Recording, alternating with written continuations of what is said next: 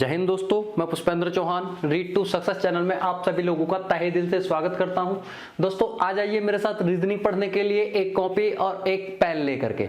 दोस्तों मैंने आप लोगों को रीजनिंग के अंदर इनइक्वालिटी चैप्टर में यानी असमानता चैप्टर में दोस्तों लेवल नंबर 5 तक पढ़ा दिया है। दोस्तों आज जो हम आप लोगों को पढ़ाने वाले हैं लेवल नंबर 6 पढ़ाने वाले हैं, जिसको नाम दिया गया है पॉसिबिलिटी अर्थात संभावना।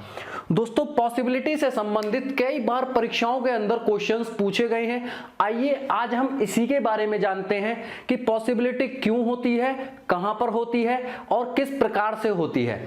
क्लियर है दोस्तों? अगर हम पॉसिबिलिटी के बारे में जानना चाहते हैं तो दोस्तों सबसे पहले इस पॉसिबिलिटी की कुछ शर्तें होती हैं, अपनी शर्तें होती हैं। अगर वो शर्तें फॉलो होती हैं तो दोस्तों हमारा जो कंक्लूजन होगा तब हम पॉसिबिलिटी का यूज करेंगे। पॉसिबिलिटी को बोलते हैं आइदर फर्स्ट और आइदर सेकंड। मैंने आप लोगों को बताया था कि only first follow, only second follow, both follow और नन फॉलो। दोस्तों एक पांचवा जो ऑप्शन मैंने आप लोगों को बताया था आइदर फर्स्ट और आइदर सेकंड फॉलो, वो दोस्तों पॉसिबिलिटी ही है। आइए उसी के बारे में जानते हैं। क्लियर है दोस्तों? अब इसकी सबसे पहले हम शर्तें जान लेते हैं। दोस्तों इसकी पहली जो शर्त है वो शर्त है कि दोनों कंक्लूजन गलत होने चाहिए। Both conclusion must be wrong. दोनों कंक्लूजन गलत होने चाहिए। क्लियर है दोस्तों? इसकी सेकंड जो शर्त होती है, सेकंड शर्त को बोला जाता है कि सब्जेक्ट और ऑब्जेक्ट समान होने चाहिए। Subject and object should be same.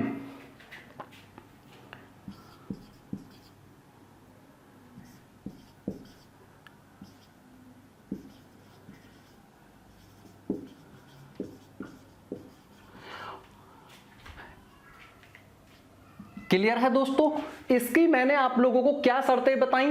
पहली शर्त बताई कि दोनों कंक्लूजन गलत होने चाहिए। सेकंड शर्त बताई कि सब्जेक्ट और ऑब्जेक्ट शुड बी सेम अर्थात सब्जेक्ट और ऑब्जेक्ट समान होने चाहिए, इक्वल होने चाहिए।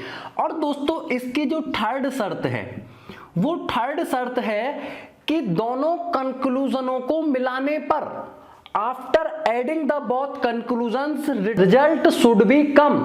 दोनों कंक्लूजनों को मिलाने पर निष्कर्ष आना चाहिए, रिजल्ट आना चाहिए। क्लियर है दोस्तों? आइए क्वेश्चंस के माध्यम से हम इसे समझने का प्रयास करते हैं। दोस्तों पहले क्वेश्चन में क्या कहा गया है? P greater than equal to Q equal to R greater than equal to S।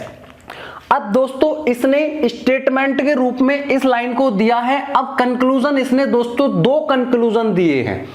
अब दोनों कंक्लूजन दोस्तों देखने पर पता चलता है कि Q और S के बीच में है। मैंने बताया था कि सब्जेक्ट और ऑब्जेक्ट सेम होने चाहिए, तो यहां पर भी Q और S के बीच में रिलेशन है, यहां पर भी Q और S के बीच में रिलेशन है।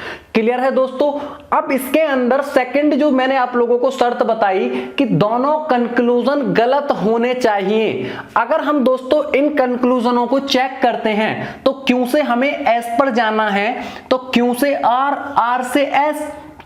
अब Q से R जाने के लिए दोस्तों प्रयोग हुआ इक्वल टू, और R से S जाने के लिए दोस्तों प्रयोग हुआ ग्रेटर देन इक्वल टू। अब मैंने आप लोगों को बताया था कि बताइए इन दोनों साइनों में मुखिया कौन? अब इन दोनों साइनों में मुखिया है ये। क्लियर है दोस्तों? अब क्या ये यहां पर है? क्या ये ग्रेटर देन इक्वल टू यहां पर है? नहीं है, तो ये गलत हो जाएगा। यहां पर भी वही चिन्ह यूज होंगे जो यहां पर हुए हैं। क्या यहां पर ग्रेटर देन इक्वल टू है? नहीं है, तो दोस्तों ये यहां पर शर्त पूरी होती है कि दोनों कंक्लूजन गलत होने चाहिए। दोनों कंक्लूजन गलत हैं। Subject and object should be same अर्थात सब्जेक्ट और ऑब्जेक्ट समान होने चाहिए। यहां पर QS है और यहां पर भी Q और S ही है। अब जो दोस्तों थर्ड शर्त मैंने बताई थी, थर्ड शर्त जो थी कि दोनों कंक्लूजनों को मिलाने पर रिजल्ट बनना चाहिए।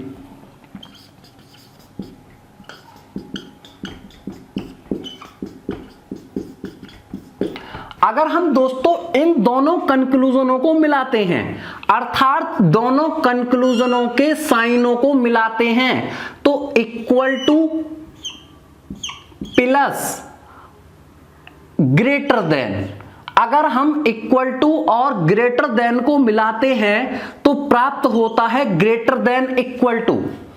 क्लियर है दोस्तों? अगर ये ग्रेटर देन इक्वल टू यहां पर होता तो ये दोनों कंक्लूजन सही होते कि नहीं? अगर ये ग्रेटर देन इक्वल टू यहां पर होता तो ये कंक्लूजन दोस्तों सही हो जाते, अर्थात अब यहां पर नहीं है। अब दोनों कंक्लूजनों को मिलाने पर रिजल्ट बन रहा है कि नहीं? अब रिजल्ट बन रहा है।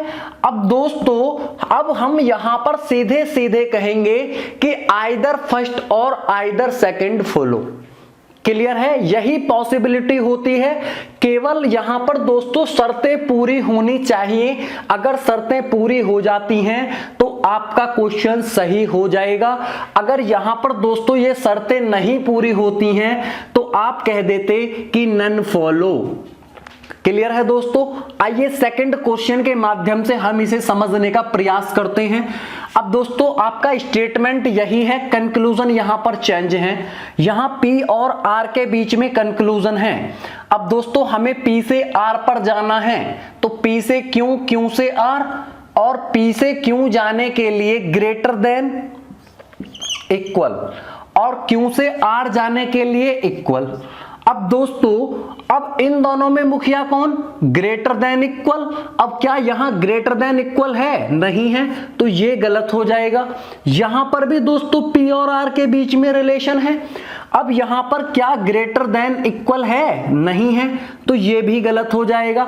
मैंने बताया दोनों कंक्लूजन गलत होने चाहिए, सब्जेक्ट एंड ऑब्जेक्ट समान होने चाहिए। जो तीसरी शर्त है, दोनों कंक्लूजनों को मिलाने पर अर्थात ग्रेटर देन और इक्वल टू को मिलाने पर निष्कर्ष बनना चाहिए। अब अगर हम ग्रेटर देन और इक्वल टू को ऐड करते हैं तो दोस्तों आता है ग्रेटर देन इक्वल टू।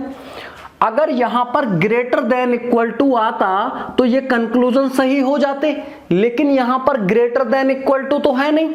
तो दोस्तों आप यहां पर यूज करेंगे आइदर फर्स्ट और आइदर सेकंड फॉलो। क्लियर है दोस्तों? बहुत ही आसान है, बिल्कुल पॉसिबिलिटी से घबराना आप लोगों को बिल्कुल भी नहीं है। क्लियर है दोस्तों? थर्ड क्वेश्चन को चेक करते हैं। इसने कहा है कि S लेस देन P, यहां S ग्रेटर देन P। अब दोस्तों हमें S से P पर जाना है, तो किस प्रकार से जाएंगे? S से R। अब S से R जाने के लिए लेस देन इक्वल, फिर दोस्तों R से Q, R से Q जाने के लिए इक्वल, फिर दोस्तों Q से P, Q से P जाने के लिए लेस देन इक्वल।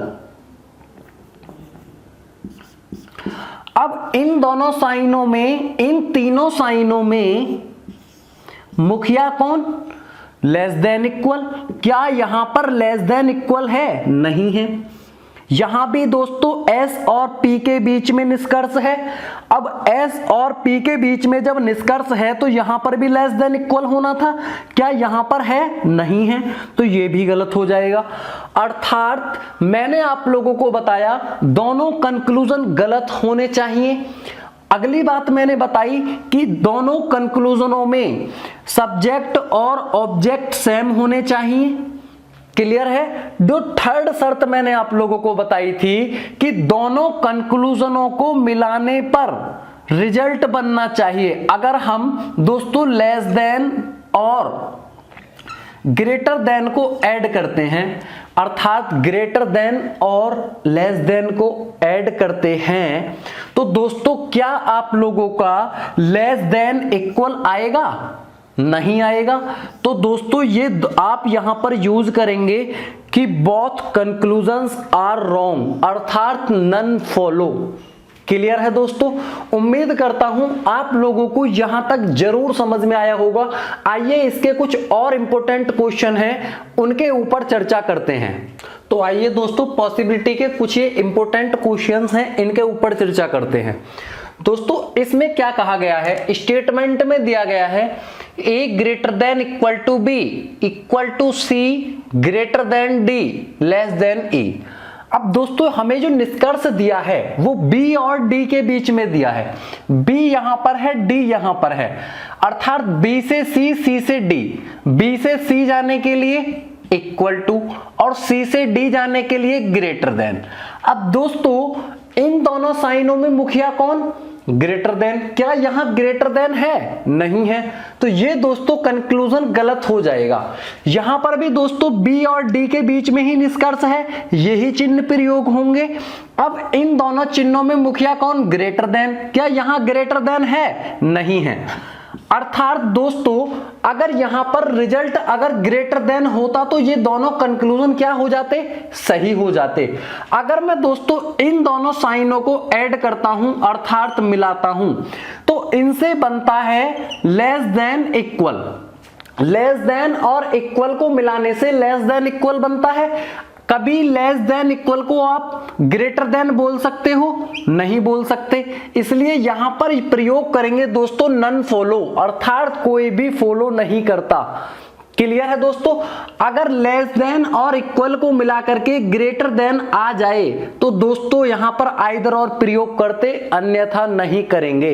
अब दोस्तों ये क्या क्या मिला करके क्या क्या बनता है, आइए इसके ऊपर आप लोगों को छोटी सी बात बताता हूं।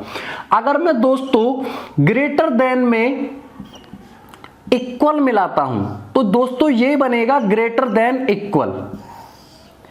क्लियर है दोस्तों? अगर मैं लेस देन में इक्वल मिलाता हूं तो ये बनेगा दोस्तों लेस देन इक्वल। क्लियर है दोस्तों? अब यहां पर एक और पॉइंट आता है, अगर दोस्तों तीनों साइन आ जाते हैं, अगर कंक्लूजन में तीनों साइन आ जाते हैं तो इसको बोला जाता है ब्लॉकिंग कंडीशन। अगर ब्लॉकिंग कंडीशन की वजह से कोई ये निष्कर्ष गलत होते हैं तो दोस्तों यहां पर जो कंडीशन मानी जाएगी वो ब्लॉक मानी जाएगी, और ब्लॉकिंग कंडीशन में भी आइदर और प्रयोग होता है। दोस्तों ध्यान रखना है, ब्लॉकिंग कंडीशन में भी आइदर और प्रयोग होता है। कब प्रयोग होता है? जब दोस्तों तीनों साइन आ जाएं, अर्थात ये ब्लॉकिंग कंडीशन के लिए प्रयोग होगा। क्वेश्चन के माध्यम से मैं आप लोगों को एक एक बात को पहुंचाने का प्रयास करूंगा। क्लियर है? आइए सेकंड क्वेश्चन की बात करते हैं। इसमें दोस्तों स्टेटमेंट यही है, कंक्लूजन चेंज किए गए हैं। इसने कहा C और A के बीच में दोस्तों निष्कर्ष है, C यहां पर है, A यहां पर है। अब दोस्तों हमें C से B जाना है और B से A पर आना है। C से B जाने के लिए इक्वल टू, और दोस्तों B से A पर आने के लिए greater than equal to, sorry less than equal to. Clear है? अब इन दोनों साइनों में दोस्तों मुखिया कौन? Less than equal to. क्या यहां लेस देन इक्वल टू है? नहीं है, तो ये गलत हो जाएगा। क्लियर है दोस्तों? अब सेकंड में भी यही है, C और A के बीच में निष्कर्ष है, यहां पर भी यही चिन्ह प्रयोग होंगे। क्या यहां पर लेस देन इक्वल टू है? नहीं है। क्या दोस्तों यहां पर आप लोगों को यह देखने को मिल रहा है कि सब्जेक्ट और ऑब्जेक्ट सेम है? बिल्कुल देखने को मिल रहा है। क्या इन दोनों साइनों को यदि मैं मिलाता हूं, लेस देन और इक्वल टू को मिलाता हूं, तो लेस देन इक्वल टू बनेगा कि नहीं? बनेगा। तो दोस्तों यहां पर आप प्रयोग करेंगे आइदर फर्स्ट और आइदर सेकंड फॉलो। क्लियर है? लेकिन दोस्तों इसके अंदर एक ऑप्शन और है, थर्ड ऑप्शन, इसको और चेक करते हैं। इसने कहा है A ग्रेटर देन D, अर्थात A से D पर जाना है। दोस्तों A यहां पर है, D यहां पर है, तो किस प्रकार जाएंगे? A से B, B से C, C से D। क्लियर है दोस्तों? A से B जाने के लिए ग्रेटर देन इक्वल, B से C जाने के लिए इक्वल, और दोस्तों C से D जाने के लिए ग्रेटर देन। अब इन तीनों साइनों में मुखिया कौन? Greater than. क्या यहां पर है? बिल्कुल है। ये दोस्तों कंक्लूजन आपका सही हो जाएगा। अब आप लोगों को ऑप्शंस के अंदर क्या देखने को मिलेगा? यहां पर देखने को मिलेगा only third and either first and second follow. Clear है? यानी केवल 3, या तो पहला या सेकंड। क्लियर है दोस्तों? ये ऑप्शन के अंदर आप लोगों को देखने को मिलेगा। क्लियर है? आइए नेक्स्ट कंक्लूजन के ऊपर चर्चा करते हैं दोस्तों। यहां पर सी और ई के बीच में निष्कर्ष है दोस्तों। आप लोगों का सी यहां पर है, ई यहां पर है, तो सी से डी और डी से ई। सी से डी जाने के लिए ग्रेटर देन और डी से ई जाने के लिए लेस देन। अब दोस्तों दोनों फैमिली के मेंबर आ चुके हैं, दोनों फैमिली के मेंबर आ चुके हैं। अब इन दोनों फैमिली के आने से दोस्तों कंडीशन क्या हुई? ब्लॉक। तो ब्लॉक होने से दोनों निष्कर्ष क्या हुए दोस्तों? गलत हुए।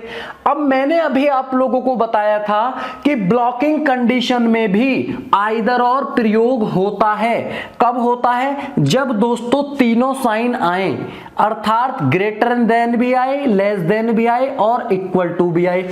अब यहां पर यदि हम देखें, सब्जेक्ट और ऑब्जेक्ट भी सेम है दोनों में। क्लियर है? दोनों कंक्लूजन गलत होने चाहिए, सब्जेक्ट और ऑब्जेक्ट सेम होने चाहिए। थर्ड बात मैंने आप लोगों को बताई थी कि दोनों कंक्लूजनों को मिलाने पर निष्कर्ष आना चाहिए, लेकिन दोस्तों यहां पर मिलाने की आवश्यकता नहीं है। क्यों नहीं है? क्योंकि यहां पर ब्लॉकिंग कंडीशन की वजह से कंक्लूजन गलत हुए हैं। अब ब्लॉकिंग कंडीशन में भी आइदर और प्रयोग होता है। कब होता है? जब तीनों साइन आए। क्लियर है? अब यहां पर देखिए दोस्तों, ग्रेटर देन भी आया है, इक्वल टू भी आया है और लेस देन भी आया है, अर्थात तीनों साइन आए हैं, कंडीशन हमारी फॉलो होती है। तो यहां पर आप लोग कहेंगे आइदर फर्स्ट और आइदर सेकंड फॉलो। क्लियर है दोस्तों? उम्मीद करता हूं जरूर आप लोगों को समझ में आया होगा। अगर दोस्तों आप लोगों को ये बात समझ में नहीं आई है तो दोस्तों नेक्स्ट क्वेश्चन के माध्यम से आप लोगों को समझाने का प्रयास करता हूं। चलिए दोस्तों, यहां पर सी और ई के बीच में निष्कर्ष है। सी यहां पर है, ई यहां पर है, तो सी से डी, डी से ई। तो सी से डी जाने के लिए दोस्तों ग्रेटर देन और डी से ई जाने के लिए लेस देन, अर्थात दोनों फैमिली के मेंबर आए हैं तो दोनों कंक्लूजन गलत। क्लियर है दोस्तों? अब इसके अंदर दोस्तों हमें यहां पर दोनों कंक्लूजनों के अंदर सब्जेक्ट और ऑब्जेक्ट एक जैसे दिखाई देखने को भी मिले, सेकंड फॉलो शर्त भी फॉलो हो रही है। क्लियर है? अब यहां पर दोस्तों हमें लेस देन भी देखने को मिला, ग्रेटर देन भी देखने को मिला और इक्वल भी देखने को मिला, अर्थात ब्लॉकिंग कंडीशन की वजह से क्या हुए थे दोस्तों? गलत। ब्लॉकिंग कंडीशन में अगर तीनों साइन आ जाते हैं तो यहां पर प्रयोग करेंगे आइदर फर्स्ट और आइदर सेकंड फॉलो। क्लियर है दोस्तों? अब ये आप लोगों के दिमाग में एक क्वेश्चन पैदा हो रहा होगा कि ब्लॉकिंग कंडीशन के अंदर आइदर और प्रयोग क्यों करते हैं। आइए दोस्तों इसी कंसेप्ट को आप लोगों को समझाना चाहता हूं। चलिए इसी के ऊपर चर्चा करते हैं। अगर मैं दोस्तों आप लोगों से एक छोटा सा क्वेश्चन करता हूं, मैंने स्टेटमेंट के अंदर दिया P greater then Q less than R। Clear है? अगर मैं आप लोगों से कहूं कि क्या मैं कह सकता हूं P ग्रेटर देन Q, आप कहेंगे सर जी बिल्कुल कह सकते हैं। अगर मैं आप लोगों से क्वेश्चन करूं कि R greater then Q, R greater then Q, क्या मैं कह सकता हूं? बिल्कुल कह सकता हूं। अब दोस्तों ये तो शर्त यहां पर फॉलो हो रही हैं। क्लियर है? अगर मैं P और R के बीच में रिलेशन निकालना चाहूं, क्या मैं कह सकता हूं कि P ग्रेटर देन R?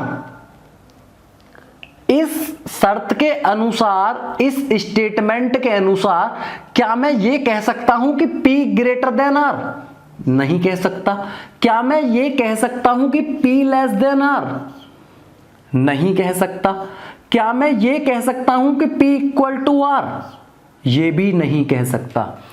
अर्थात दोस्तों यहां पर हमने ध्यान दिया कि तीनों शर्तें गलत हो रही हैं, अर्थात यहां पर तीनों शर्तें क्या हो रही हैं, गलत हो रही हैं। लेकिन दोस्तों अगर यहां पर हम एक बात सोचें, इन तीनों शर्तों में से एक शर्त तो दोस्तों 100% सही ही होगी।